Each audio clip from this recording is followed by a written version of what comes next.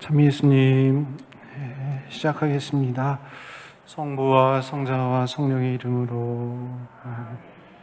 하늘에 계신 우리 아버지, 아버지의 이름이 거룩히 빛나시며 아버지의 나라가 오시며 아버지의 뜻이 하늘에서와 같이 땅에서도 이루어지소서.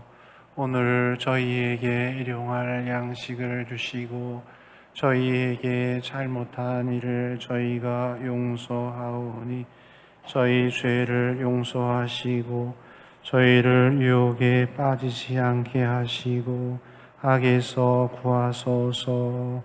아멘. 성부와 성자와 성령의 이름으로. 참 예수님, 한 주 잘 지내셨습니까? 기도생활 가톨릭교회 교리서 제4편 제3장 기도생활에 대해서 이렇게 우리가 이야기하고 있었고요. 3장의 제1절 기도의 형태, 소리기도, 묵상기도, 관상기도까지 4주간의 대림식에 걸쳐서 우리가 알아보았습니다. 소리기도, 묵상기도, 관상기도에 대해서 알아보았습니다. 그래서 이제 오늘은 넘어서 정리하는 의미에서 2720항의 간추림 있죠? 매 항마다, 매 절마다 가톨릭교회 교리서가 간추림이 요점 정리가 있어요. 간추림 읽어보고 다음 항으로 넘어가겠습니다. 2720항, 교회는 매일 기도, 성모일도, 주일의 성찬예, 전례 주년에 따른 축일 등을 통해 정기적으로 기도하라고 신자들에게 권장하고 있다. 2721항, 그리스도교 전통은 기도 생활의 세 가지 중요한 형태, 곧 소리기도, 묵상기도, 관상기도를 인정해 왔다. 이거 형태죠, 형태. expression이라고 이제 영어로 이렇게 하는데, 기도가 이렇게 형태가 이렇게 있는데 소리기도, 묵상기도, 관상기도 모든 기도는 이 세 가지 형태의 하나에 들어간다라고 이렇게 이야기하고 있는 것이죠. 이 세 가지 형태의 공동점은 마음을 가다듬는 데 있다. 기도라는 것이 마음을 가다듬는 것, 마음을 집중하는 것이다 라고 이렇게 우리가 배웠었죠. 2722항, 몸과 정신이 결합된 인간 본성의 바탕을 두고 있는 소리기도는 당신 아버지께 기도를 드리시고 또한 제자들에게도 주님의 기도를 가르쳐 주신 그리스도의 모범을 따라 몸을 마음의 내적인 기도에 일치하게 한다. 몸, 입 기도잖아요. 입으로 계속 이렇게 중얼중얼 대면 결국은 이 중얼된 게 마음으로 이렇게 가게 될 것이다 라면서, 소리기도는 말하는 게 더 중심이 아니고 이 말을 하다 보면은 마음의 어떤 그 기도가 새겨지게 될 것이다. 결국 마음이 중요한 것이다 라고 이야기하고 있는 것이죠.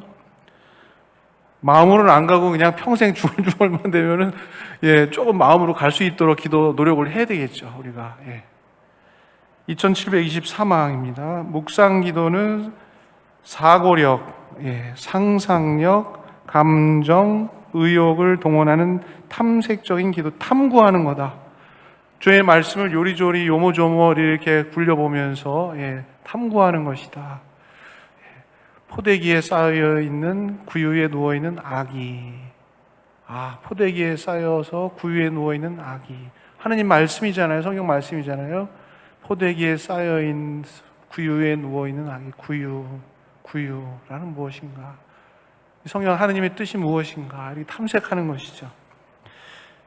묵상의 목적은 우리의 삶의 현실에 비추어 고찰한 주제를 신앙을 통해 우리의 것으로 만드는 것이다. 2724항 관상기도는 기도의 신비를 단순하게 나타내는 기도이다. 관상기도는 예수님께 신앙의 눈길을 고정시켜 예수님 보려고 하는 것이죠. 예수님 보려고 하는 것뿐만 아니라 예수님에게서 드러나는 모든 모습을 통해서 하느님 보려고 하는 것이죠. 성부이신 하느님, 아기 예수님 통해서 우리에게 오신 강생의 신비를 통해 갖고 하느님 보려고 하는 것이죠. 하느님 어떤 분이신가라는 거 보려고. 하느님이 아기로 오셨네, 포대기에 싸서 구유에 누워 계시네 하면서 이 하느님의 어떤 그 강생의 신비를 그 안에서 이렇게 보려고 하는 것, 그게 관상기도다라고 이렇게 예수님께 신앙의 눈길을 고정시켜 하느님 말씀을 경청하고 말없이 우리 사랑을 나타내는 기도이다. 농부님 뭐하고 계십니까? 저는 그분을 바라보고 있고 그분은 저를 바라보고 있습니다. 관상기도 기억나시죠? 요한비안의 시모님 이야기죠. 관상기도를 통해 우리가 그리스도의 신비에 참여하는 만큼 그리스도의 기도와 합쳐지게 된다. 관상기도를 통해서 우리가 그리스도의 매 신비를 그분의 모습을 환희의 신비 1단 5단까지 영광의 신비, 그 각각의 장면들을 그리스도의 신비를 또 뿐만 아니라 성경에 나오는 모든 어떤 그리스도의 모습들을 바라보면서 그분과 이렇게 참여하는 것이죠. 신비에 참여하는 만큼 그리스도의 기도에 합쳐지게 된다. 그리스도께서, 예수님께서 기도하는 그 모습으로 성장하게 된다는 것이죠. 그리스도의 기도는 어떤 기도라고 했습니까? 동의하는 기도다. 일치하는 기도다. 자기를 내어 맡기는 자기 증여의 기도다. 가톨릭 교회 교리서에서 우리가 찾아보면서 공부했었죠. 그런 기도로 우리의 기도가 성장하게 된다는 것이죠. 자, 오늘 제 2절 기도의 싸움입니다. 싸움이라는 말은 별로 안 좋은데 가톨릭 교회 교리서의 기도 생활의 두 번째 가르침은 기도의 싸움입니다. 싸움, 파이팅, 파이터, 싸우는 겁니다. 싸우는 거. 기도의 어떤 싸움인가 이제 알아봅시다. 2725항입니다. 같이 읽어봅시다. 기도는 시작. 은총으로 주시는 선물인 동시에 이 선물에 대한 우리들의 결정적인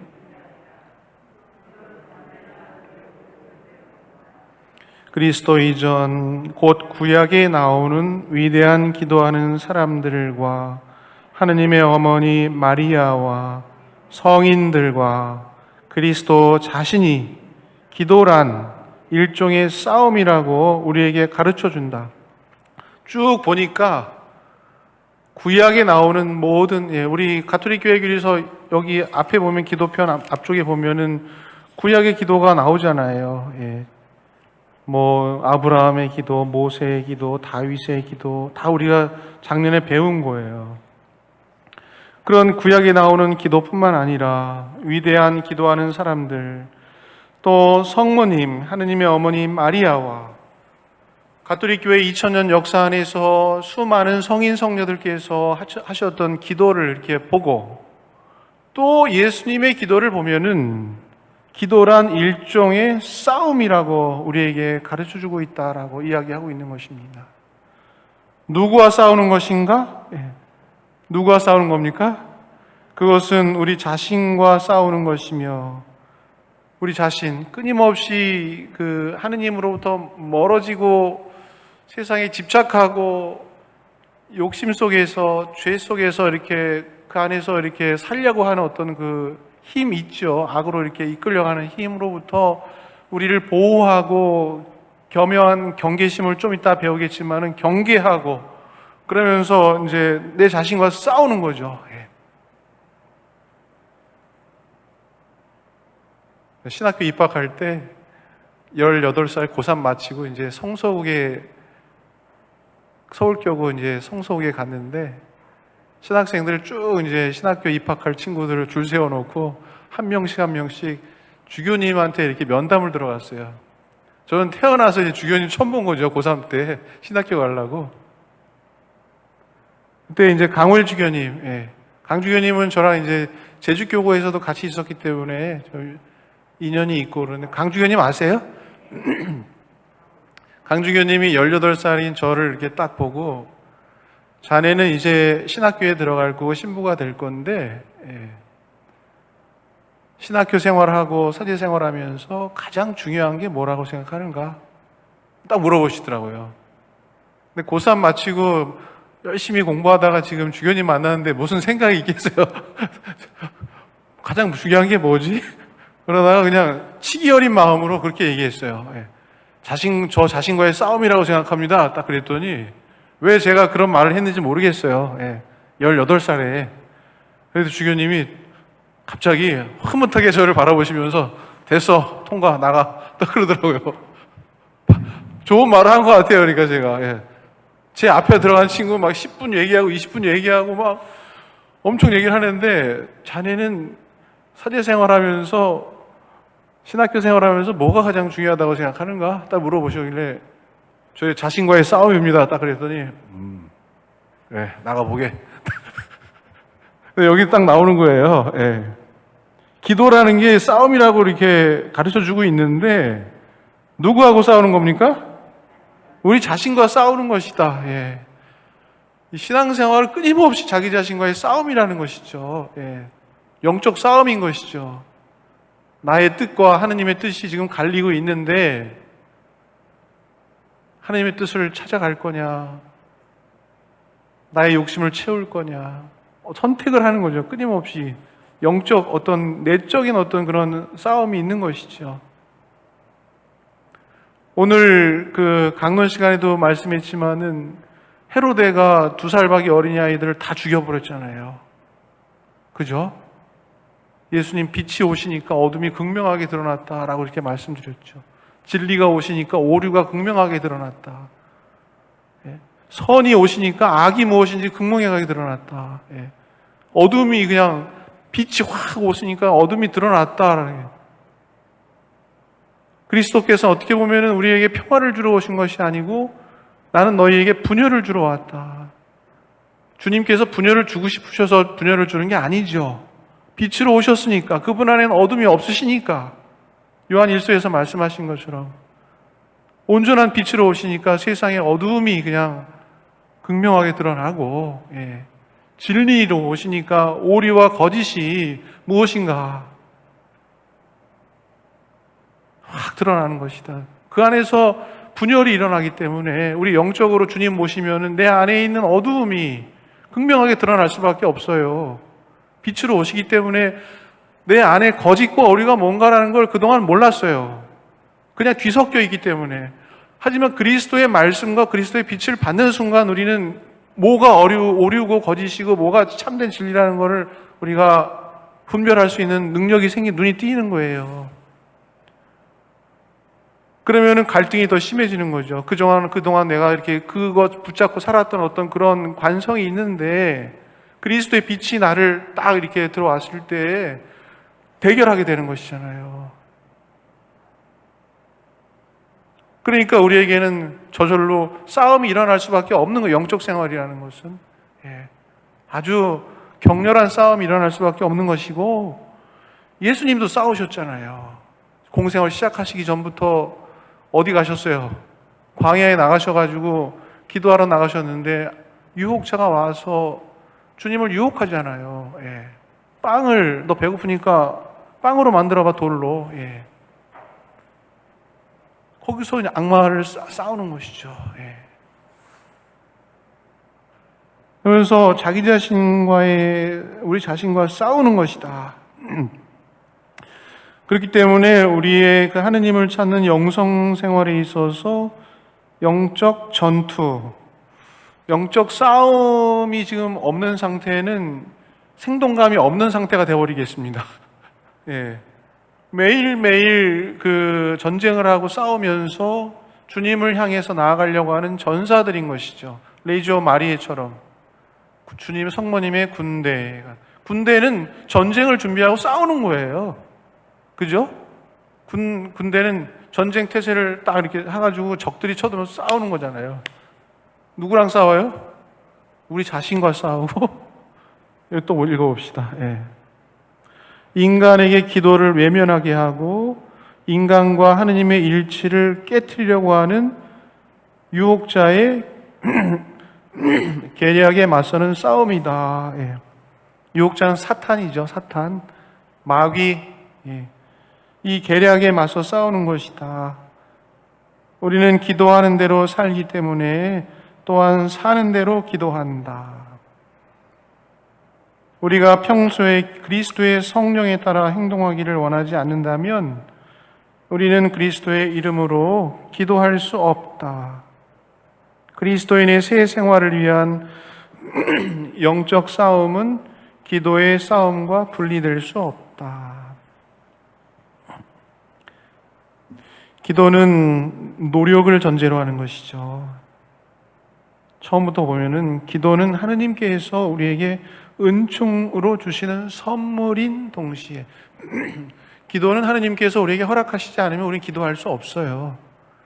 하느님께서 먼저 우물가에 가셔가지고 우리를 기다리고 계시고 우리가 오시기를 바라고 계시고 우리의 기도할 수 있는 선물을 주셨기 때문에 우리가 기도할 수 있는 거예요. 기도는 먼저 하느님의 손길이 우리에게 미쳐진 거예요. 하느님의 목마름과 우리 목마름의 만남이라고 하는데 하느님께서 먼저 목말라 하셔서 우물가에 앉아 계신다라는 거예요. 은총으로 우리에게 주시는 선물인 동시에 이 선물에 대한 우리들의 결정적인 응답이에요. 기도는 언제나 노력을 전제로 하는 것이에요. 노력이 필요해요. 기도하려는 노력이 필요해요. 기도는 매일매일 반복적인 훈련을 통해서 성장하는 것입니다. 이것은 영적 삶의 훈련입니다. 영적인 삶이란 훈련이 없이는 불가능한 것입니다. 반복 훈련을 통해서 어떤 분야에 일가를 이루는 것처럼 하느님을 향하는 우리 삶의 영적 여정 속에서 기도의 훈련은 필수적인 것이고 반복 훈련이 필요합니다. 음악가들도 바이올리니스트, 피아니스트, 위대한 피아니스트 얼마나 끊임없이 같은 곡을 끊임없이 연주하면서 그 곡의 완성도를 높입니까? 그런 것처럼 우리의 기도가 정말 예수님의 기도가 되기 위해서 끊임없이 반복되고 다시 또 연습하는 것처럼 기도의 삶은 끊임없는 반복 훈련을 쌓는 것이죠. 헨리 나웬 신부님 말씀을 좀 들려드릴게요. 급한 용무와 긴급 상황으로 점철된 듯한 사회에서 기도란 어울리지 않는 행동처럼 보인다. 자신도 모르는 사이에 우리는 일에 뛰어드는 것이 기도보다 중요하다는 생각을 받아들였고 기도를 다른 급한 일이 없을 때나 하는 일로 생각하게 되었다. 기도란 세상사에 대한 우리의 가장 자연스러운 반응이 아니다. 따라서 인간의 집중적 노력이 반드시 필요하다. 충동대로 한다면 언제나 우리는 기도보다 다른 일을 먼저 하고 싶을 것이다. 프로그램을 짜고 교육 프로그램을 짜고 주방의 일을 거들고 사람들의 문제를 거들어주고 환자를 방문하고 미사 전례를 계획하고 죄수와 정신질환자들을 돕는 등 종종 우리가 하려는 일은 더할 나위 없이 선해 보인다. 그 좋은 일들이잖아요. 그래서 그런 일들조차도 어떻게 보면은 짜증스러운 마음으로 행할 수도 있고, 그래서 따라서 그것이 하느님의 자비와 사랑보다는 자신의 필요의 표출이 될 수 있다는 사실을 여간에서는 깨닫기 힘들다. 이웃사랑으로 나간다고 하면서 이게 하느님 사랑의 어떤 그런 바탕을 두고 하는 것이 아니고 그 이웃사랑이 자신의 어떤 만족을 위해서 만족을 위한 표출이 되고 있다는 사실을 여간에서는 깨닫기 힘들다라고 얘기하는 것이에요. 이웃사랑의 내면에 자기 만족적인 것이 있는가? 아니면 정말 하느님 사랑으로 하는 것인가? 라는 어떤 얘기하는 거죠. 활동주의 얘기하는 거죠. 활동주의. 종교 생활을 단지 어디 자선단체 활동 정도로 이렇게 생각하는 것이죠. 그걸 종교 생활이라고 하죠. 어디 뭐 다른 데서 좋은 자선단체 활동에서 하는 것처럼, 종교에 와서도 어떤 그런 식의 종교 생활을 하는 거를 우리는 신앙생활이나 영성생활이라고 하지 않고 종교생활이라고 하죠. 하지만 우리는 종교생활을 하면 안 되고, 영성생활을 하는 것이죠. 그러므로 기도는 여러 면에서 그리스도인의 삶의 기준이다. 기도하려면 두 손을 펴고 약하고 벌거벗은 몸으로 가면을 벗고 하느님의 현존 안에 서야 한다. 하느님 없이는 아무것도 할 수 없다고 자신과 타인 앞에 선포하는 셈이다. 최선을 다하면 나머지는 하느님이 알아서 해주신다라는 생각이 팽팽한 분위기에서는 그것은 쉽지 않은 일이다. 삶을 나의 최선과 하느님의 나머지로 구분한다면 그것은 기도를 내 힘이 떨어지고 내 자원이 떨어질 때에나 사용하는 최후 방책으로 전락시키는 것이다. 기도는 그런 것이 아니다라는 것이죠. 그럴 때 주님마저도 우리의 조급한 성질의 피해자가 된다. 제자 도란, 우리 힘으로 더 이상 안 될 때 하느님을 이용한다는 뜻이 아니다. 반대로 제자 도란, 우리의 힘으로 아무것도 할 수 없으나 하느님께서 우리를 통해 모든 것을 하실 수 있음을 깨닫는 것이다. 저는 쓸모없는 종입니다. 해야 할 일을 하였을 뿐입니다. 제자로서 우리는 힘과 희망과 용기와 확신의 일부만이 아닌 전부를 하느님 안에서 발견한다. 그러므로 기도야말로 우리의 첫 번째 관심사가 되어야 한다. 기도하지 않고 하느님 사랑, 하느님 면전에, 하느님 현존 앞에 머무르는 생각 없이 이웃사랑으로 나가려고 할 때, 활동으로 나가려고 할 때 얼마나 큰 위험에 처하게 되는가는 성인 성녀들이 끊임없이 얘기하는 부분들입니다. 마리아와 마르타의 이야기에서도 예수님께서 부엌에서 부산하게 이렇게 음식을 준비하고 있는 마르타에게 그런 말씀하셨죠. 마르타야, 마르타야, 너는 많은 일을 염려하고 걱정하는구나. 그러나 필요한 것은 한 가지뿐이다.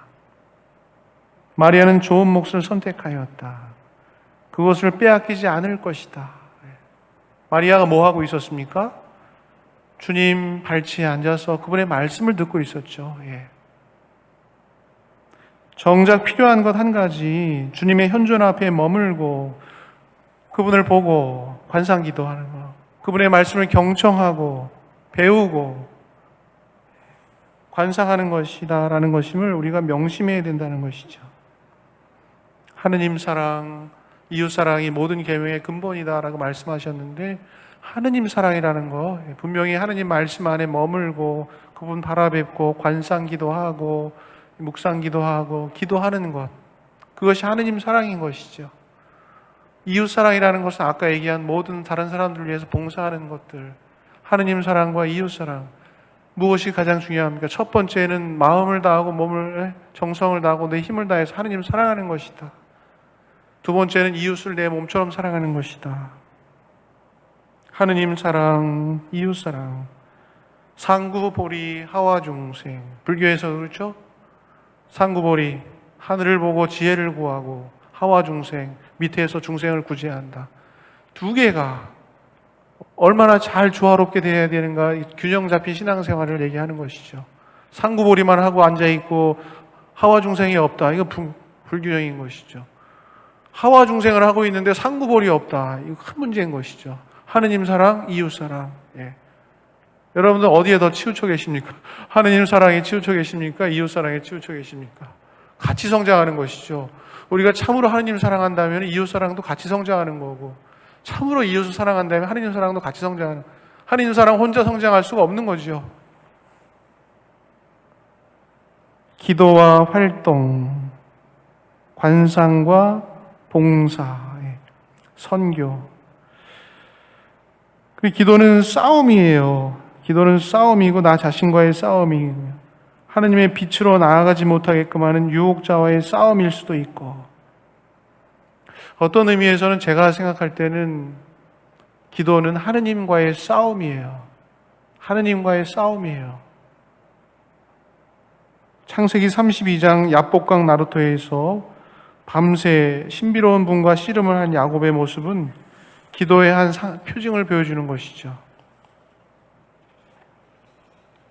기도는 나 자신과 유혹자와 또 어떤 면에서 하느님과 힘겹게 싸우는 것이다. 그리고 우리가 주님께 간절히 청원 드리는 대로, 기도 드리는 대로 우리는 살게 됩니다. 주님께 참으로 좋은 청원을 드리는 대로 그 좋은 삶을 사는 것이고, 우리의 살아가는 대로 우리는 기도하게 되는 것입니다. 그렇기 때문에 우리가 그리스도의 성령에 따라 살아가기를 원하지 않으면, 그런 원의가 우리에게 없으면은 그리스도의 이름으로 기도할 수 없다라고 가톨릭 교회 교리서가 가르치고 있는 것이죠. 그리스도의 성령에 따라 살아가려는 원의가 있을 때 그만큼 우리가 기도하게 되는, 기도하는 만큼 기도하는 대로 살고 사는 대로 기도한다, 이 가르침 주고 계시는 거죠. 2725화 한번 읽어보고 넘어갑시다. 시작. 기도는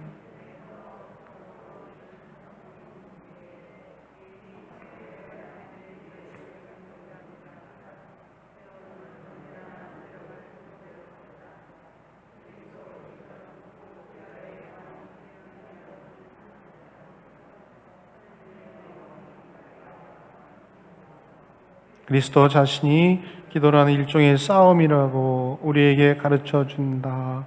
누구와 싸우는 것인가? 그것은 우리 자신과 싸우는 것이며, 인간에게 기도를 외면하게 하고 인간과 하느님의 일치를 깨트리려는 유혹자의 계략에 맞서는 싸움이다. 우리는 기도하는 대로 살기 때문에 또한 사는 대로 기도한다. 우리가 평소에 그리스도의 성령에 따라 행동하기를 원하지 않는다면 우리는 그리스도의 이름으로 늘 기도할 수 없다. 그리스도인의 새 생활을 위한 영적 싸움은 첫 번째, 기도에 대한 반대. 기도를 반대하는 것들이 여러 가지 있다라는 것이 견해가. 2726항 읽어봅시다. 시작. 기도의 싸움에서 우리는 우리 자신 안에 존재하는, 그리고 우리 주위에 존재하는 기도에 대한 그릇된 견해를 극복해야 한다. 이 잘못된 견해들 가운데에는 기도를 단순한 심리적 활동으로 보는 견해도 있고, 정신적 공백 상태에 이르려는 집중 노력으로 보는 견해도 있다. 또 기도는 의례적인 태도와 말에 불과하다고 보는 이들도 있다. 무의식 중에 많은 그리스도인들은 기도하는 것이 그들이 해야 할 그 모든 일과 양립할 수 없는 어떤 일로 생각한다. 말하자면 기도할 시간이 없다는 것이다. 쉽게 낙담하는 것은 기도는 그들의 힘으로만 하는 것이 아니라 성령의 도움으로 한다는 사실을 모르기 때문이다. 해설을 해보겠습니다. 2726항에서는 기도에 대한 그릇된 견해, 내 자신 안에 존재하는 기도에 대한 잘못된 생각, 우리 주위에서 생각하는 기도에 대한 그릇된 견해를 우리가 극복해야 된다라고 얘기하고 있는데, 첫 번째 기도에 대한 그릇된 견해가 뭐냐면은 기도를 단순한 심리적 활동으로 보는 견해가 있다. 이거 극복해야 된다라고 얘기하고 있는 겁니다. 기도를 단순한 심리적 활동으로 본다라는 것은 너무 어떻게 보면 감성적인 기도 생활, 마음의 평화나 갈등 해소, 힐링을 위한 심리 안정제 같은 것으로 기도를 그런 것으로만 볼 수 있다라는 것이죠. 너무 감성적이고 심리적인 차원에서만 기도를 생각해서는 안 되죠. 분명히 기도 안에는 이러한 차원들이, 심리적 차원들이 있는데 이것만 가지고는 기도라고 할 수 없는 것이죠. 기도는 인간의 심리적 활동 이상의 신비적인 차원의 어떤 그런 부분이 있는 것인 거죠. 또한 건강을 위한 호흡이나 명상 등도 그리스도교적 기도와는 다른 것이죠. 이런 건강을 위한 호흡이나 명상 이런 것 안에 그리스도교적인 기도의 요소의 어떤 부분들이 있는 거지만 이것만 가지고 기도라고 할 수 없다라고 이야기할 수 있는 거죠. 두 번째는 정신적 공백 상태에 이르려는 집중적인 노력으로 보는 견해도 있다. 이게 잘못된 견해다. 이거 극복해야 된다라고 얘기하는 것이죠. 정신적 공백 상태라는 게 뭡니까? 뭔가 좀 이렇게 깨끗하고, 뭔가 허한 상태, 꽉 차 있는 어떤 정신을 깨끗하게 정리한 어떤 그런 정신적인 어떤 노력들, 집중 노력, 근데 그런 것들이 기도의 어떤 그 요소를 차지하고는 있지만 그런 것들을 기도라고 할 수는 없다라고 얘기하고 있는 거예요. 현대에는 명상이나 호흡 기도, 호흡 수련, 요가, 기수련, 뇌호흡, 초월 명상, 국선도, 참선, 역술 이런 것들에 빠져서 살아가는 그리스도 천주교 신자들 꽤 됩니다. 심지어는 제가 보면 어떤 수녀님들도 뇌호흡 같은 거 다니는 걸 제가 본 적이 있어요. 그러니까 거기에 좋은 것들이 있으니까 거기 가서 하고 계시는 거죠. 근데 기도의 요소 안에 분명히 그런 것들이 있긴 한데 그거 자체가 기도라고 얘기할 수는 없다. 그리스도교 안에서. 이러한 것들이 기도에 도움이 되는 활동이 될 수도 있지만은 이러한 것만을 목적으로 하는 것은 그리스도교적 기도라고 할 수가 없는 것이죠. 왜냐? 그리스도교적인 기도라고 할 때는 자기 수련이라기보다는 자기 혼자 뭔가 수련하는 것이 기도의 목적이 아니고 우리 기도의 목적은 뭐예요? 그리스도교적 우리가 여태까지 얘기한 기도의 목적은 뭐예요? 만남이죠. 그분, 인격적인 그분과의 만남이죠. 기도는 나의 목마름과 그분의 목마름의 만남이라고 그러죠. 관계잖아요. 우리 그리스도교적인 기도 안에는 관계가 있는 겁니다. 하느님을 만나는 겁니다. 자기 혼자 호흡하면서 명상하면서 정신적 공백 상태에 이르려고 하고 노력하는 수행의 차원이 아닙니다. 그리스도교적인 기도라는 것은 우리는 늘 우리의 기도는 주님을 만나려고 하는 것이 우리 기도의 목적이에요. 그런 것들이 도움이 되고 어떤 방법론적 도구를 사용할 수 있지만은 그런 걸로만 이렇게 한다면은 그리스도교적인 기도에 대한 잘못된 견해라는 것이죠. 기도는 우리 그리스도교적인 기도는 나를 목말라 하시고 갈망하시는 사랑이신 하느님 앞에 그분을 뵙는 것. 그 하느님의 목마름과 나의 목마름의 만남. 그리스도교적 기도에는 하느님과의 인격적인 만남이 있지요. 자기 혼자 수련하는 일과는 다른 겁니다. 근데 많은 분들이 사실 자기 혼자 수련하려고 기도하는 분들도 있어요. 있기는. 그것도 좋아요. 굉장히 좋고 근데 그런 것들 하느님 만나는 어떤 과정으로 자꾸만 이렇게 갈 수 있는 절차가 되어야 되겠죠. 과정이 되어야 되겠죠. 거기 안에서만 머물고 한다면은 그거는 이제 그리스도교적 기도라고 할 수 없는 것이죠.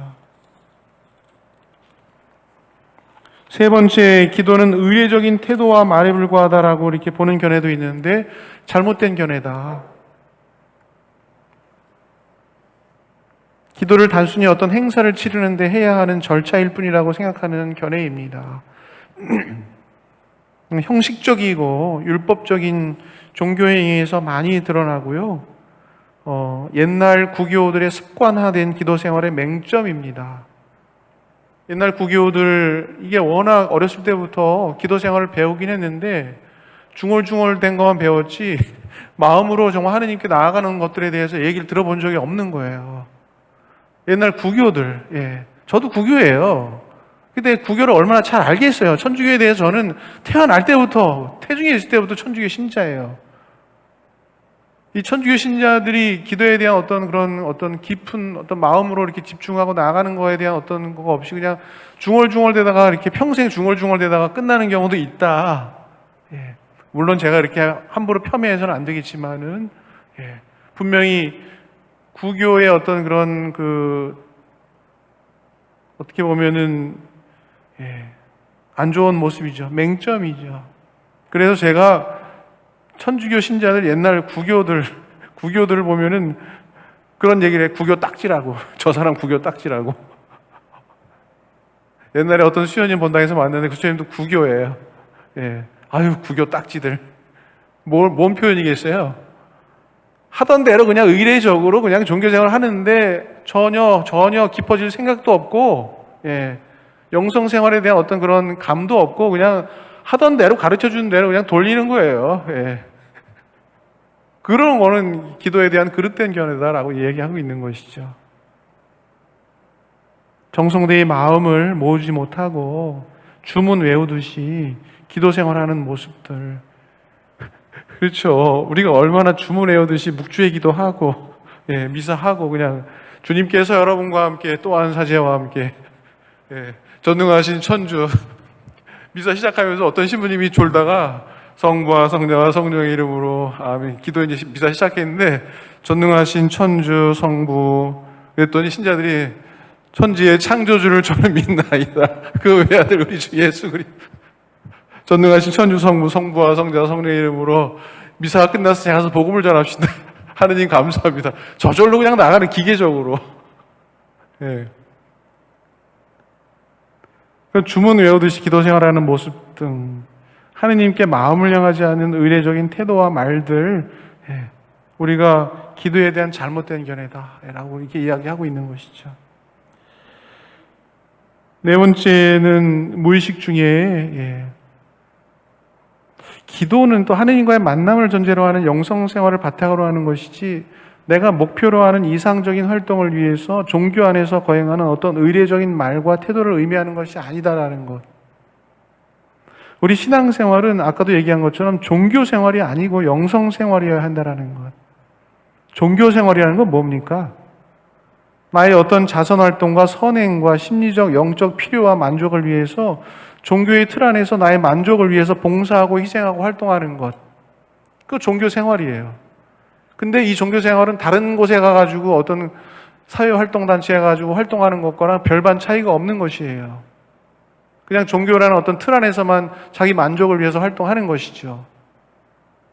자기중심성인 것이죠, 결국. 영성생활이라는 건 뭡니까?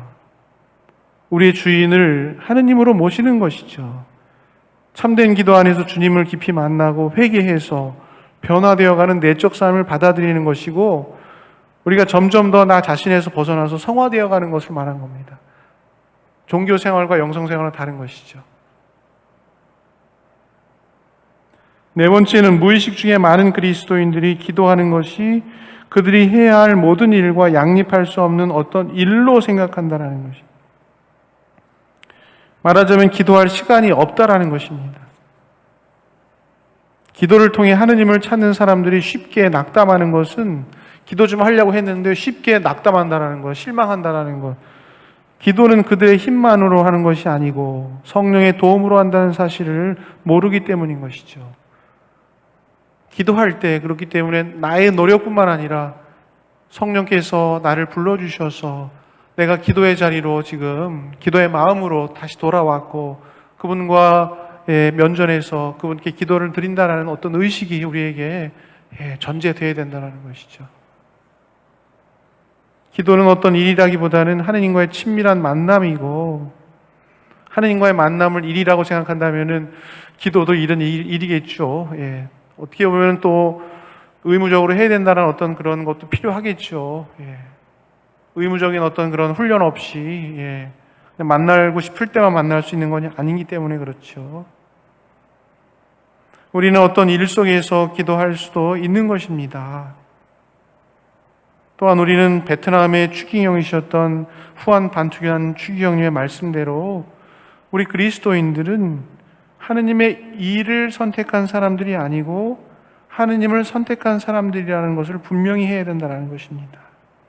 우리 그리스도인들은 하느님의 일을 선택한 사람들이 아니고 하느님을 선택한 사람들이라는 것이다. 하느님을 선택한다라는 것은 하느님 사랑을 얘기하는 것이고, 하느님의 일을 선택한다라는 것은 이웃 사랑을 얘기한다라는 것이죠. 어떻게 보면은요, 둘 다 조화가 돼야 되긴 하겠죠. 하느님을 선택하고 일을 없다라고 하면 문제가 되겠지만은, 후한 반투한 추기경님은 당신의 신앙생활을 성찰하면서 우리 그리스도인들은 하느님의 일을 선택한 사람들이 아니고 하느님을 선택한 사람들이다 라는 그런 말씀을 하셨다라는 것이죠. 하느님 선택하지 못하고 하느님의 일만을 선택한 사람들, 그 일 안에서 금세 지치고 메마르게 돼서 황폐하게 돼서 다시 하느님께 나아가야 되는 것이죠. 그런 시간 없이 우리가 하느님의 일을 한다고 한다는 것, 큰 문제가 될 수 있습니다. 조화롭게 이렇게 해야 된다는 것이죠. 2726강 한번 읽어보고 넘어갑시다. 기도의 싸움에서 시작.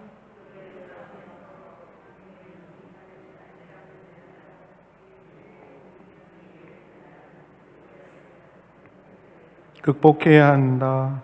이 잘못된 견해들 가운데에는 기도를 단순한 심리적 활동으로 보는 견해도 있고 정신적 공백 상태에 이르려는 집중 노력으로 보는 견해도 있다.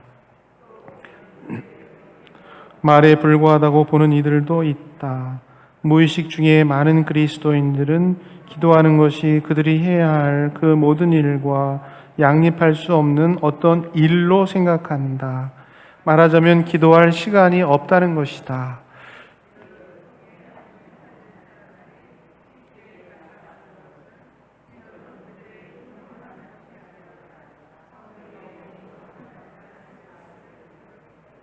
넘어가겠습니다. 2727항. 기도할 때 우리는 이 세상의 사고방식에 또 정면으로 맞서야 한다.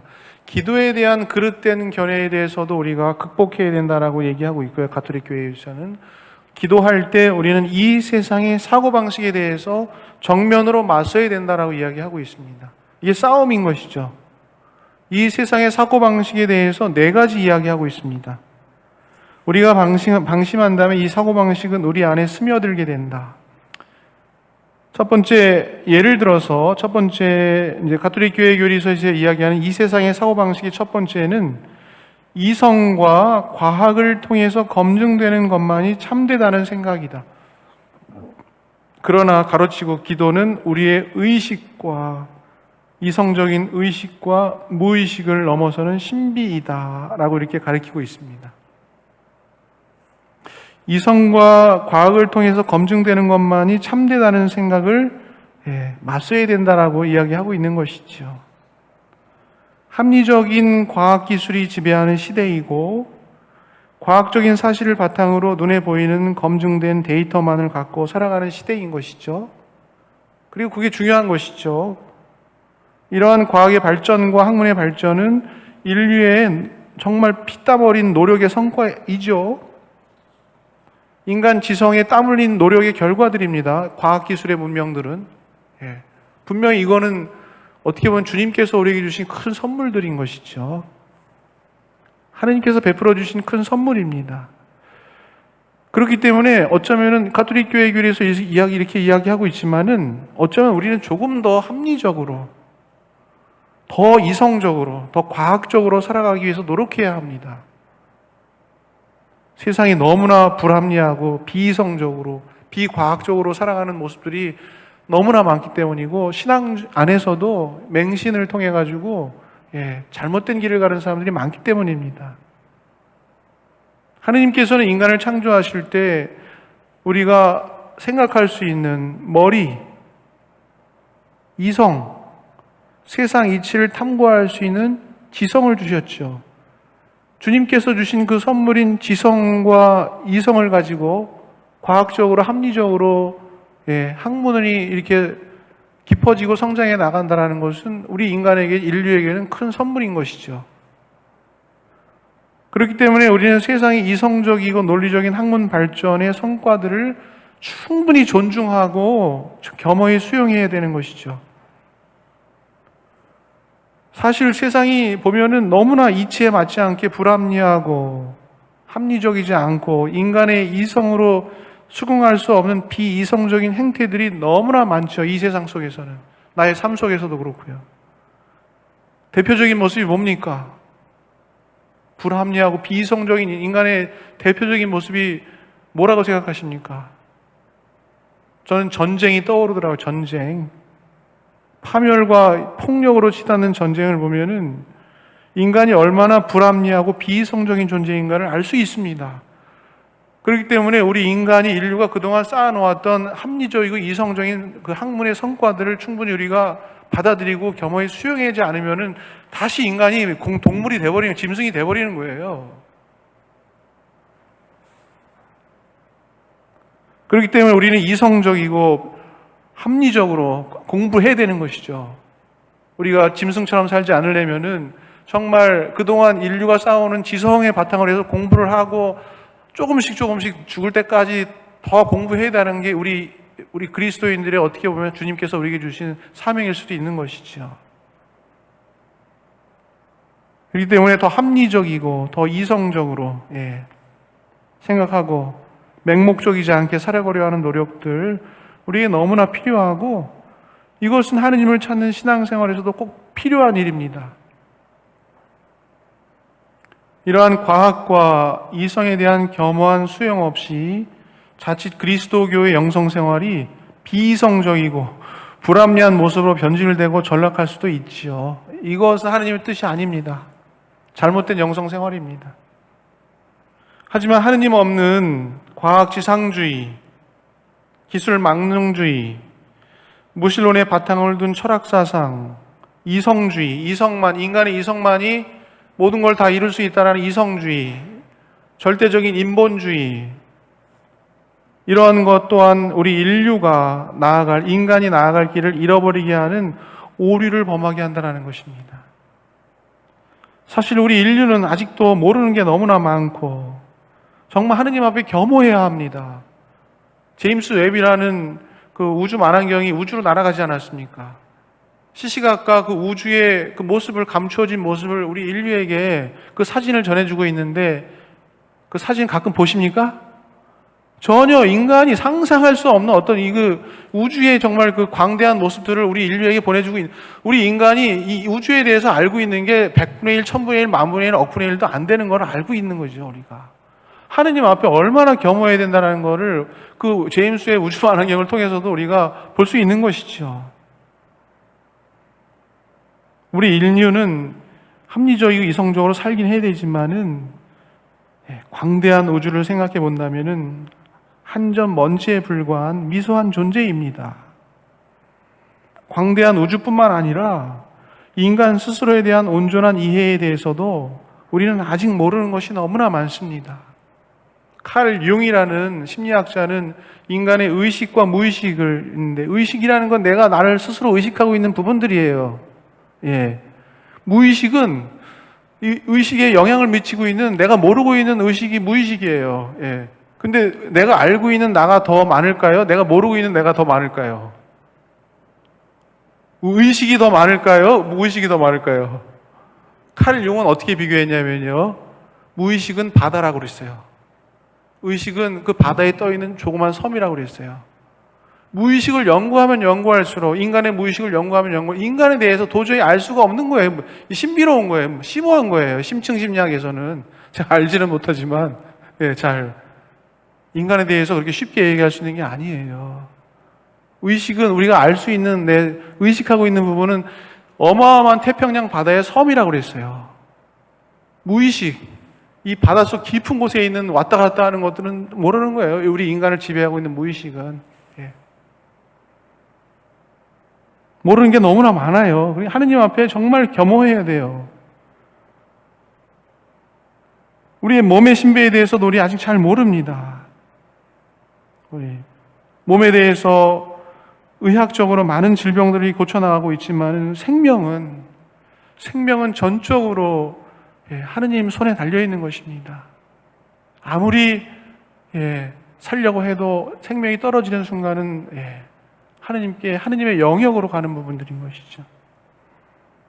많은 질병들에 대해서도 우리 인간이 열심히 노력해서 정복해 나가고 있지만은 사실 병원 가서 저 비염이 좀 심하잖아요. 비염이 심하잖아요. 비염 못 고쳐요. 현대 의술로 비염 못 고쳐요. 주는 약이 뭔지 아세요? 스테로이드. 마약 주는 거예요. 이거 일시적으로 뚫리게끔 하는 거 주는 거예요. 못 고쳐요. 약으로 일시적으로 낫게끔 해놓고, 막혀 있으면 수술로 그거 제거하자고 그래요. 그러니까, 못 고치는 거예요. 지금. 못 고치는 게 너무 많아요. 제 질병들이 몇 가지 있는데, 병원에 가서 의사 선생님들은 아무리 얘기를 해도, 못 고쳐요. 그냥 주사 놔주시고, 그러는 거예요. 그 기술도 정말 우리가 존중하고 받아들여야 되겠지만은, 인간의 몸에 대해서 함부로, 우리가 낳고, 못 낳고, 이런 것들 쉽게 할 수 있는 부분이 아니다라는 거, 정말 몸에 대해서도 겸손해야 된다라는 거, 좀 나이가 먹어가면서 점점 더 느껴지게 되는 것 같아요. 치료하기 쉽지 않은 것이죠. 인간의 몸은 정말 신비롭고 우리가 모르는 부분이 너무나 많고 동양의학에서 말하는 몸과 서양의학에서 말하는 몸이 또 많이 다르고 몸의 신비죠, 신비. 뇌과학에 대해서 언젠가 잠깐 들어본 적이 있어요. 이 뇌와 과학은 정말 신비로워요. 이게 뭐 그냥 신경이 왔다 갔다 하면서 이 진화론적으로도 막 설명하는데 이게 얼마나 복잡하고 다단한지 정말 신비롭다. 이게 인간 안에서 돌아가고 있다는 것 자체가 정말 신비로워. 우리는 그냥 무의식 중에 그냥 살아가고 있는데요. 이 뇌를 연구하시는 분들은 엄청난 것들을 연구하고 계시는데 정말 신비롭더라고요. 장내 미생물 같은 거, 장내 미생물이 2조개랍니다. 2조개. 위에서부터 대장까지 2조개. 미생물이 2조 마리나 살고 있어요. 어떤 분은 그래요. 인간이 주인이 미생물이냐 인간이냐. 2조개가 여기서 있으니까요. 우리 인간의 주인이 인간이에요, 미생물이에요. 근데 이 미생물에 대한 연구를 막 하셔가지고 그 미생물 안에서 잘 이렇게 장이 건강하게 될 때 결국 암도 극복하고 막 그런 얘기를 하시더라고요. 그런 것들 보면 정말 신비로워요. 장이 심장하고 연결되어 있고 뇌하고 연결되어 있고 호흡하고 연결되어 있고 모든 게 다 연결이 돼가지고 근육하고 신경하고 다 연결이 돼서 이렇게 움직이고 있다는 것. 얼마나 신비로운 일입니까? 그렇다고 해서 우리 인간이 몸에 대해서 알고 있는 게 몇 %나 되겠습니까?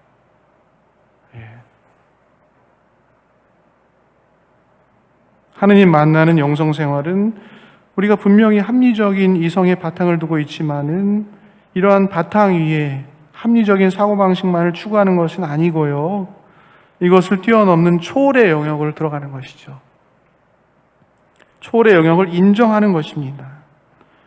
올바른 신앙생활이라는 것은 이성과 신앙이 적절한 조화입니다. 이성이 무시되는 신앙은 광신, 맹신으로 흐를 수 있고 초월성의 신비가 무시되는 신앙은 이성주의 한계에 덫에 갇힐 수가 있는 것이죠. 두 번째, 이 세상 사고방식으로 이야기하는 것은 사람들은 생산과 효용성의 가치만을 높이 평가한다. 그러나 기도는 비생산적인 것이어서 그들에게는 쓸모없는 것이다. 이게 이 세상의 사고방식 두 번째로 이게 이야기하고 있는 것입니다. 기도는 현세적인 이익을 낳기 위해 하는 것이 아니죠. 현세적인 이익을 원하는 사람이라면 그 시간에 공부하시거나 일을 해서 경제적인 이익을 얻기 위한 노력을 해야 하는 것이죠. 하지만 기도는 경제적인 이익을 얻기 위한 것이 아닙니다. 그 사고방식, 기도에 대한 이 세상의 사고방식에 대해서 우리가 맞서야 된다는 것이죠. 우리는 경제지상주의를 살아가고 있죠. 경제지상주의 시대를 살아가고 있습니다. 주식, 환율, 성장 수치, 무역 흑자, 중산층, 자본주의의 모든 뉴스 정보는 어떻게 하면은 조금이라도 더 경제적 이익을 창출할 수 있는가에 맞춰져 있습니다. 하지만 기도나 신앙은 절대 이러한 경제지상주의의 틀에서 해석할 수 없는 것이죠. 3번, 그들은 관능주의와 안락을 진선미의 척도로 내세운다. 관능주의, 쾌락, 즐기는 거, 안락, 편안한, 웰빙, 그런 것이 진선미, 진리다. 그게 진리고, 그게 아름다움이고, 그게 착함인 거야. 인생 뭐 있냐? 즐겨. 이런 거죠. 제가 요즘에 인생 뭐 있냐? 뭐 이런 얘기 참 많이 듣는데, 그런 이 세상의 사고방식에 기도하려면은 정면으로 맞서야 된다라는 것입니다. 그들은 관능주의와 안락을 진선미의 척도로 내세운다. 그러나 기도는 아름다움에 대한 사랑, 필로칼리아이며 살아계시고 참되신 하느님의 영광에 사로잡히는 것이다. 기도하려면은 그런 관능주의와 안락의 어떤 척도에 대해서 맞서야 된다는 것이죠. 우리가 현대인들이 점점 더 참된 기쁨을 찾기보다는 점점 더 쾌락과 편안한 안락함, 웰빙을 추구하죠. 그 안에 구원이 있다라고 생각하죠. 맛있는 음식 먹고 좋은 데 가서 보고 여행 가고 인생 뭐 있어 그렇게 하면 되는 거지. 거기 안에 구원이 있다라고 생각하고 그냥 이렇게 돈 벌고 즐겨서 살아가는 어떤 목표가 그런 거라고 볼 수가 있는 거죠. 그러한 세상적인 편익을 위해서 신앙생활을 하는 많은 신앙인들도 있어요. 오늘도 어떤 분하고 이렇게 식사를 했는데 목표가 뭐냐? 웰빙이냐? 하느님 찾는 거냐? 인생의 목표가 웰빙이에요? 하느님 찾는 거예요. 그런 얘기를 했었는데 어떻게 보면 요즘의 신앙인들이 웰빙 하려고 안락하게 잘 살려고 신앙도 하느님도 살짝 좀 이렇게 곁들여서 이용하는 부분도 있다. 목표가 정확히 뭐냐? 잘못되어 있는 부분이다. 그런 정면으로 맞서야 된다는 것이죠. 이러한 신앙생활은 하느님을 찾는 것이 삶의 목적이 아니라 자기의 안락한 삶, 웰빙을 누리기 위해서 하느님을 살짝 이용하고 도용하는 것이라고 할 수 있죠. 귀엽죠. 어떻게 보면 잘 살려고 하는 거니까 인간이 잘 살려고 안락하게 살려고 안 할 사람이 어디에 있겠습니까? 그렇죠. 우리 신앙생활에 있어서 첫 번째 목적이 웰빙입니까? 하느님입니까? 그 넘어가는 거, 그 주인 바꾸기라고 그랬죠. 주인 바꾸기. 쉽지가 않아요. 끊임없이 회개해야 되는 부분이에요. 내가 신앙생활 정말 미사 다니고 단체 생활하고 이런 것이 나의 안락함, 웰빙을 위한 것인가? 정말 하느님을 만나려고 하는 것인가? 하느님 찾아가는 여정인가? 오락가락, 오락가락. 계속 오락가락 하다가 이제 하느님 잘 찾아가면 되는 거죠. 기도는 쾌락주의와 안락과 웰빙을 추구하는 것이 아니라 뭐를 추구하는 것이라고 합니까? 뭐를 추구하는 거라고 합니까? 아름다움을 사랑하는 것이라고 나오지 않습니까? 아름다움. 참된 아름다움. 필로 뭐예요? 필로칼리아. 그러나 기도는 아름다움에 대한 사랑이다. 참된 아름다움을 찾아가는 것이다. 그리고 참된 지혜를 찾아가는 것이다. 필로소피아. 필로소피아. 철학이라고 번역되죠. 한국말로. 아름다움을 추구하는 것이죠. 아름다움을 사랑하는 것이죠. 필로가 사랑한다. 칼리아가 아름다움. 소피아는 지혜. 필로소피아. 지혜를 사랑한다. 철학. 네 번째는, 그리고 기도는 행동주의에 대한 반동으로서 세상에서 도피하는 것이라고 주장하는 사람들도 있다. 그러나 그리스도인의 기도는 현실에서 벗어나는 것도 아니고 삶과 결별하는 것도 아니다. 기도하지 않는 외적 활동은 이기적 만족을 추구하는 활동주의의 유혹에 떨어지기가 쉽고요. 하느님과 내적 관계를 맺지 않은 채 어떤 그 활동에만 관심을 쏟는 경우가 많은데, 이러한 활동주의에 빠지지 않기 위해서 끊임없는 기도는 반드시 필요한 것입니다. 올바른 신앙생활이라는 것은 하느님 사랑, 이웃 사랑, 상구보리 하와중생, 기도와 봉사, 관상과 선교, 신앙과 이성의 통합 속에서 이루어지는 것이죠. 기도는 세상에서 도피하는 것이 아니고 어떻게 보면 세상을, 현실을 더 넓은 지평에서 바라보는 것이죠. 현실 속에서, 그 진흙탕 속에서 아웅다웅하는 것이 아니고 잠시 벗어나서 객관적으로 이 현실을 바라보려고 하는 삶의 그 생활에 대한 삶에 대한 지평을 넓히는 것이죠. 기도라는 것은. 결코 행동주의에 대한 반동으로 이 세상에서 도피하는 것이 아닌 것이죠. 2727항 같이 한번 읽어봅시다. 우리는 이 세상에 시작.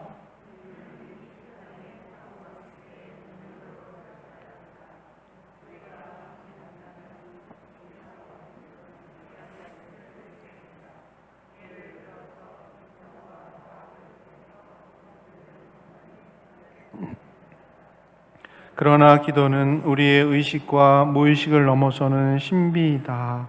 사람들은 생산과 효용성의 가치만을 높이 평가한다. 기도는 비생산적인 것이어서 그들에게는 쓸모없는 것이다. 그들은 관능주의와 안락을 진섭미의 척도로 내세운다. 그러나 기도는 아름다움에 대한 사랑이며 살아계시고 참되신 하느님의 영광에 사로잡히는 것이다. 그리고 기도는 행동주의에 대한 반동으로서 세상에서 도피하는 것이라고 주장하는 사람들도 있다. 그러나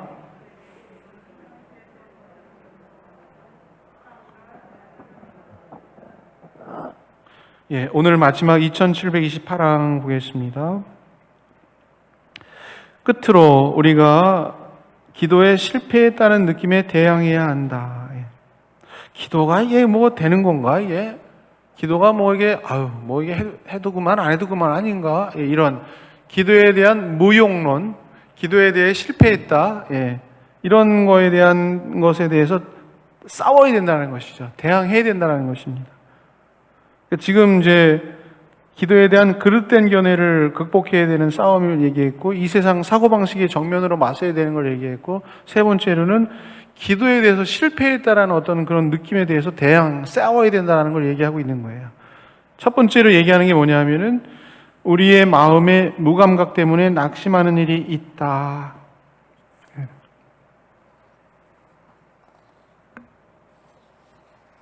기도의 은혜를 충만하게 누리지 못하는 실망일 수도 있겠습니다. 무감각. 기도를 했는데 뭔가 이렇게 필이 없어.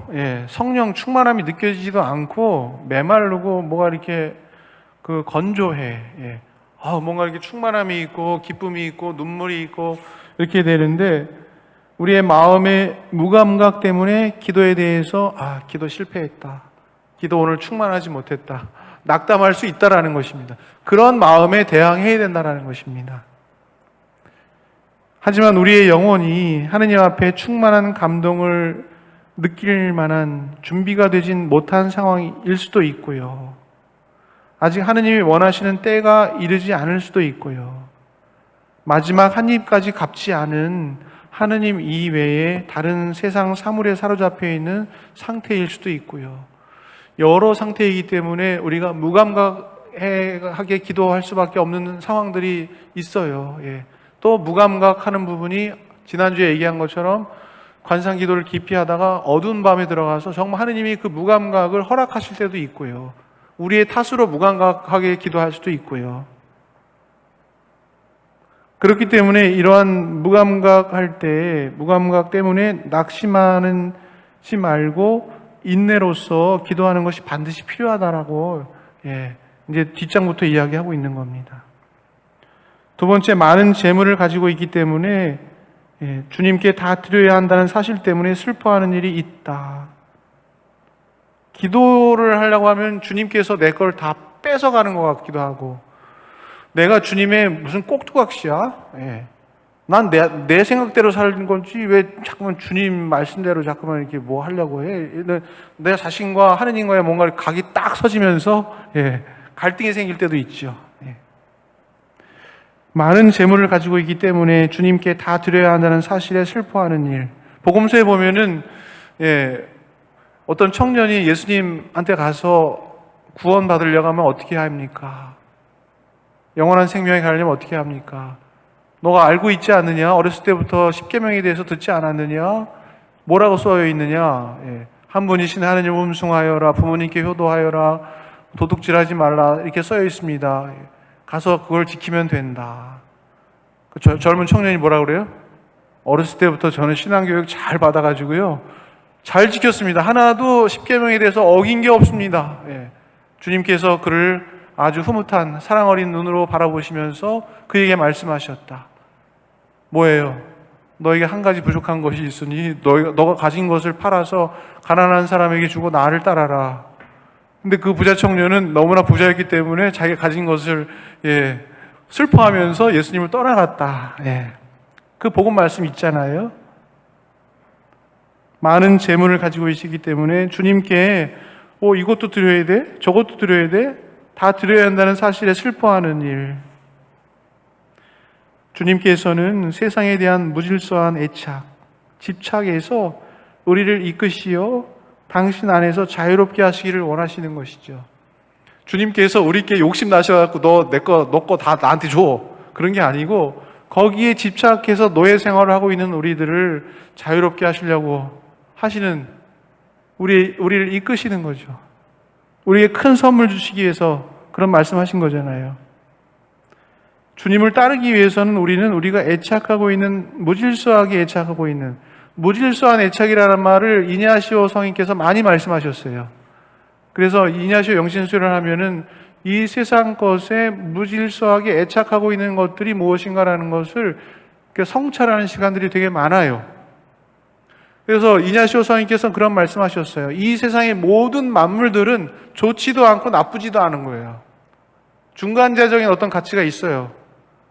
근데 그런 것들, 좋은 것들, 이 세상의 많은 것들을 가지고 욕심스럽게 막 차지하고 나의 능력을 가지고 도둑질하고 사기치고 그러면은 그게 좋은 거예요, 나쁜 거예요? 악으로 가는 거죠.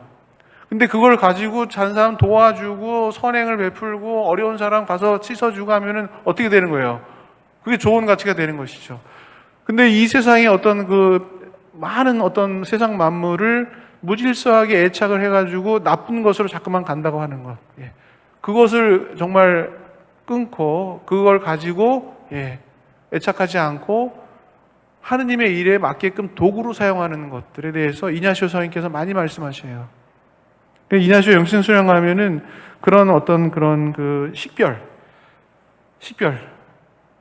내 삶에 있어 선택하는 거죠. 선택하는 거, 결정하는 거죠.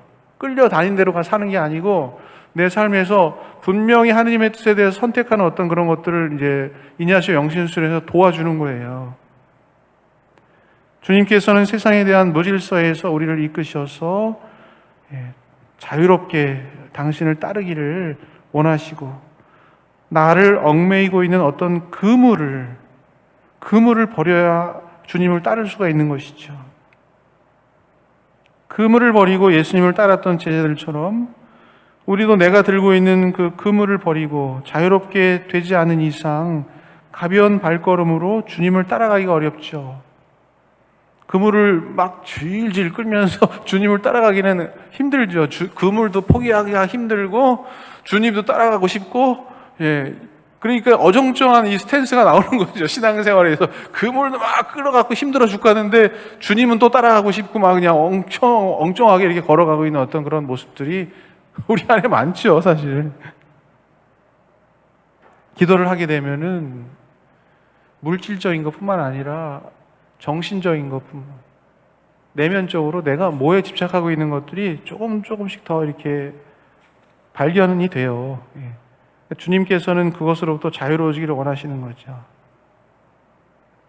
예전에 어떤 신부님이 강론 말씀하시면서 제가 신학생 때 들은 건데, 피정 중에 자신이 아주 강하게 집착하고 있던 취미 생활에 대한 성찰을 이렇게 하시는 얘기를 들었어요. 그 신부님 취미생활은 뭐냐면은 한 20년 전인데 DVD 영화 보는 거야. DVD 영화 보는 거. 예. 미사 끝나고 사제관 가서 좋은 영화 DVD 한 편 보고 그런 게 참 낙이셨나 봐요. 근데 피정 중에 그게 딱 떠오르더래요. 너는 하느님을 선택할 거냐, DVD 영화 보는 걸 둘 중에 하면 어느 걸 선택할 수 있느냐.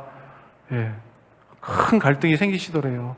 너무나 그게 너무 재밌어가지고, 이야, 이건 내가 도저히 끊을 수가 없는 것 같은데, 막 그러면서. 피정 중에, 하느님을 위해서라면 DVD 영화 보는 것을 포기할 수 있는가라고 물었을 때, 시부님께서 내적으로 깊이 망설이게 되었고, 피정 일주일 동안 하느님을 먼저 선택하기 위한 투쟁 속에서 피정을 하셨다. 자그마한 거 하나라도 우리가 이렇게 성찰해가지고 내가 정말 하느님보다 먼저 선택하고 있는 것이 있다고 한다면은 그 하느님께 봉헌하고 하느님 먼저 선택할 수 있는 어떤 의식적으로라도 취미생활, 삶의 양식, 삶의 지향성. 하느님 결국 나의 편안하고 안락한 생활을 위한 협조자이신가? 아니면 하느님은 나의 온 삶을 통해 그분의 뜻에 순명하고 복종하고 따라야 되는 나의 주님이신가? 이런 것들에 대한 어떤 식별. 영신수련 아까 말씀드렸는데 영신수련에 이런 말이 있어요. 오늘 마지막으로 말씀드릴게요. 아제레 꼰뜨라. 라틴 말로 행하라. 아제레 행하라. 꼰뜨라. 반대로. 영신수련 16번에 나오는 이냐시오 성인의 영신수련 방법이에요. 아제레 꼰뜨라. 뭐냐면은 반대로 행하라. 반대로 행하라. 이거 내가 너무 좋아서 갖고 싶어요. 그러면 가지라는 거예요, 말라는 거예요? 주님을 위해서 갖지 말아라. 그리고 이거 너무 싫어요, 나 지금. 이거 내 스타일 아니에요. 그러면 어떻게 하란 말이에요? 취해라. 주님의 영광을 위해서 취해라. 반대로 행하라. 영신 수련, 영적 수련의 한 가지 방법이에요. 아제레 꼰뜨라. 저 사람이랑 말도 섞이기 싫어. 죽어서 아주 미워가지고. 그럼 어떻게 하라는 거예요? 가서 인사라도 한마디 더 해라. 아제레 꼰뜨라. 영신 수련으로. 저 사람 너무 좋아. 난 저 사람하고 너무 살고 싶고 계속 있고 싶어. 어떻게 하라는 거예요? 떨어져 있어라. 이 영신수련의 이냐시오 성인께서 말씀하시는 영신수련의 방법이에요. 본성을 거슬러서 오르는 것을 의미하는 거고, 우리가 어떠한 사물에 올바르지 못한 애착심을 갖고 그것에 기울여지고 있다면은 자신이 잘못 애착되어 있는 것과 반대되는 방향으로 자신을 움직이도록 노력하는 것이죠. 따라서 하고 싶으면 하지 않고 하고 싶지 않으면 하는 것이다. 한번 조금씩 한번 노력해 보세요. 저는요, 좀 우리 어머니 닮아서 그런지 좀 깔끔증이 있어. 깔끔증. 아침에 이렇게 일어나서 이렇게 만지면 눈곱이 만져져요. 그래서 이렇게 눈곱이 만져지면은 그냥 방바닥에 이렇게 툭 떨어뜨려 되잖아요. 그걸 못 해요. 계속 들고 있어. 들고 있다가 변기통에 가서 버리든지 휴지통에 가서 버리든지. 이게 내가 너무 깔끔한데 한번 그냥 버려보자 하고 탁 버려버렸어요. 제주도에 있을 때 영신수련하는 의미에서 한번 해봤는데 우리 어머니가 한번 방문을 하셨어요.